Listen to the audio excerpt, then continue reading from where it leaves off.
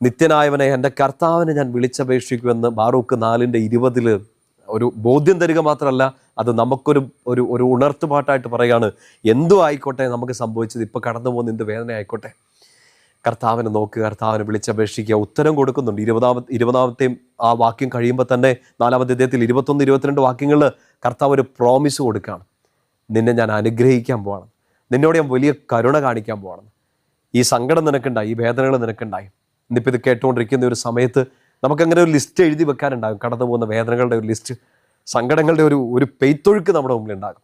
പക്ഷേ ഈ വേദനയിൽ, കണ്ണുനീരിൽ, ഈ ഇരുട്ടിൽ, നിരാശയിൽ, ഡിപ്രഷനിൽ നമുക്ക് നിലവിളിച്ചപേക്ഷിക്കാൻ ഒരാളുണ്ട്, നമ്മുടെ ഈശോ. ആ ഈശോയെ വിളിച്ചപേക്ഷിക്കുമ്പോൾ ഈശോ ഒരു ഉത്തരം കൂടെ തരികയാണ്. എൻ്റെ പ്രിയപ്പെട്ട സഹോദരങ്ങളെ, ഇന്ന് അങ്ങനെ ഒരു വേദനയുടെ കടന്നു പോകുന്നുണ്ടെങ്കിൽ ബാറൂക്കിൻ്റെ പുസ്തകത്തിൽ 4-ാമത്തെ അധ്യായത്തിൽ 21-22 വാക്യങ്ങളൊന്നെടുത്ത് വായിച്ച് അടയാളപ്പെടുത്തി അതൊന്ന് പ്രാർത്ഥിച്ച് ഹൃദയത്തിലേക്ക് ഏറ്റെടുക്കണം.